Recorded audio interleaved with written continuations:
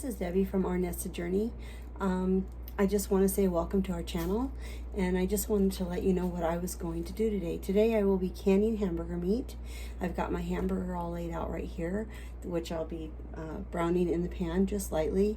My canner is over there, and I'll be throwing my jars in the oven shortly to warm them up after my hamburger meat is almost done.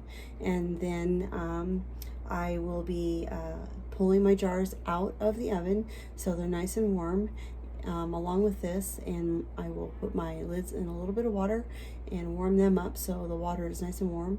I will be using water for my jars and not a broth today.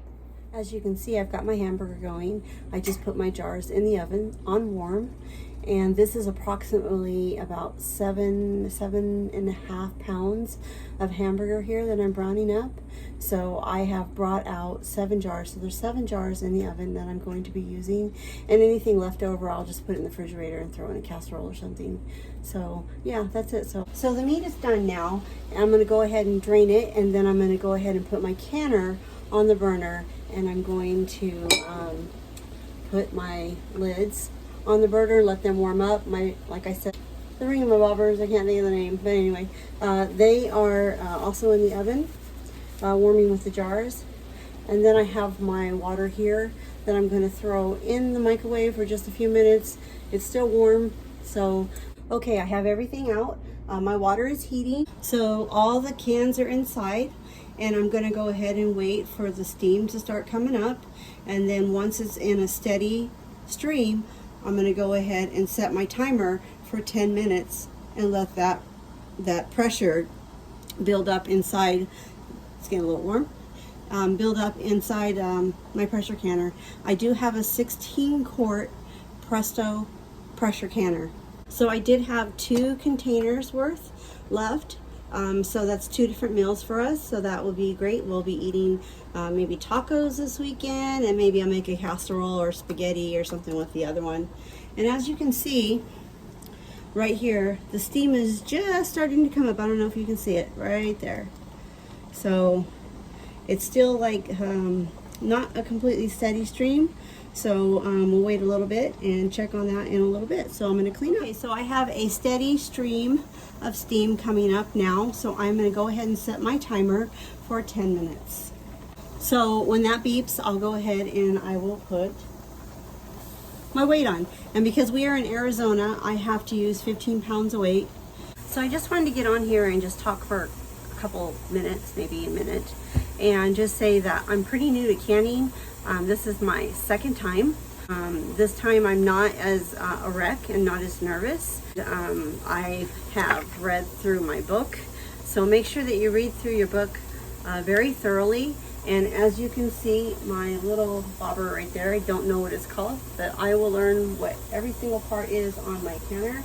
But it has just popped up, so I do believe my book told me when it pops up, it has sealed the ring inside. Inside here, inside the lid, there is a rubber seal that causes the two to connect, I guess, and seal. So like I said, I'm pretty new to this.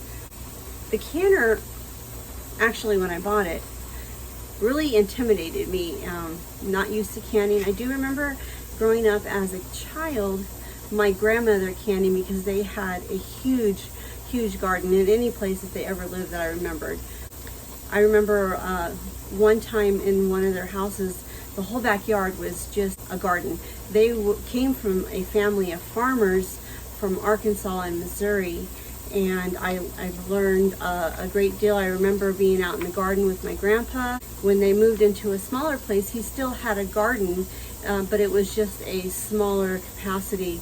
And it wasn't until the last few years of my grandma's life, I would say the last 2 or 3, they didn't have a garden anymore. And I just think because as time moved on, they got a little older and they just didn't have the space to do it.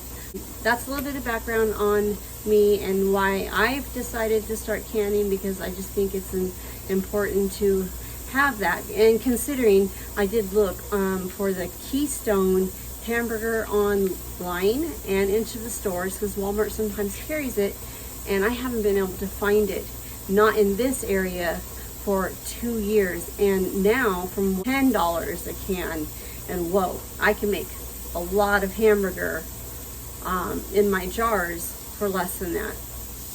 Okay, that timer is getting ready to beep right now. The timer just went off, so I'm going to go ahead and place the jiggler on there, and it's going to start jiggling pretty soon. So as I'm waiting for the weight to start jiggling, it's supposed to jiggle back and forth, very slowly, slow movements. If it's rocking too hard, then I know I need to turn my heat down. But as you can see, my pressure gauge has moved up. But with this one right here, you don't really have to pay attention to this one. But if I was to put this one here on, that came with my canner, but this one here is the one that comes with it. And if I was going by this one here, then I would watch the gauge, because this is 15 pounds of weight and you can't change it. So you would have to be adjusting your burner to make sure wherever area you were in, let's say Texas, I think they use 10 pounds of weight. Here in Arizona, we need to use 15 because we're above the elevation of 2,000, at least here in southern Arizona. So it should start to rock pretty soon, or jiggle, or do the hula, whatever you want to call it. So we'll check back in a second. As you can see, it has started to rock, and let's wait and see if it starts to rock too much. And if it does, then I'll need to turn my heat down a little bit. Okay, I'm going to try and adjust my heat just a little bit. The last time I did it, I had it on medium high. I think that's good. So I'm going to go ahead and set my timer for 75 minutes. Okay, so the timer just went off, and I just turned off the stove, and now I'm waiting for it to depressurize so it'll cool down on its own. And once it is cooled down and this thing has gone down, I will wait about 5 more minutes, and I will go ahead and remove my jiggler. And then I'll wait a little bit longer, and I will go ahead and loosen my lid. And when I go to loosen my lid, remember, when you loosen it, you open the lid towards you so the steam doesn't hit you in the face. So the jiggler, the weight here, has stopped, and you can hear it maybe.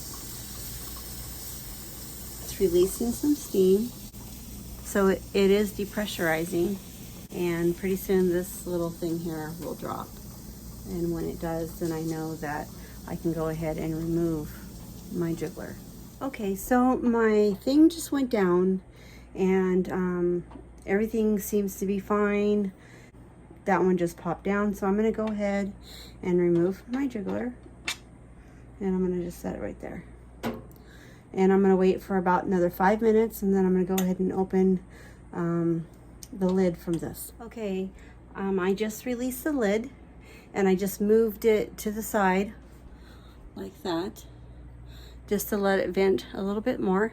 And then I'll wait another 5 minutes. I'll remove the lid, and I will take the jars and put them out right here. Okay, I removed the cans from the canner. Here they are. And here's where they will sit for the next 24 hours.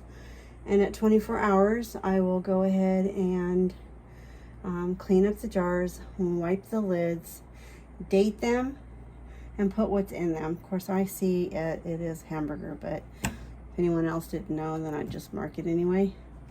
I'm waiting to see if you guys can hear them pop. They haven't popped yet. I just took them out.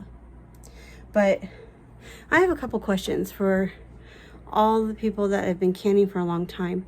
This is only my second time canning, but I have plenty of water in my pot. Let me show you. I have plenty of water still in my pot. But why did it turn black around the edges? And is that normal? If you could please let me know. I have some questions. So, and if you have any suggestions for me, that will be really wonderful. I would love any suggestions that you may have. Here I am with the ums again, and anyways, those I think my favorite words. But anyway, as you can see, they're really bubbling still. So let's see if I can get it so you guys can hear it pop. So we'll just wait here and then I'll see what happens. Also, mine didn't have any liquid on the top. Is that normal? And what about these white rings? Is that just from the calcium in the water? Could you let me know on that as well? Here's the big question. Will we hear them pop? And here's a question. Do they pop as they are cooling down? Is there a method to that madness? Also, tell me in the comments, how long have you been canning? I remember my grandma canning, but this is my only second time. 1 pop, 2 pop, 3 pop, snap, crackle, pop, 4th pop. So that's it for today. I just want to say thank you for joining me on my journey of the second time canning, and hopefully it is a great success. They all have popped, and I just want to say God bless, have a great day, and again, thank you for coming along on our nested journey. Bye.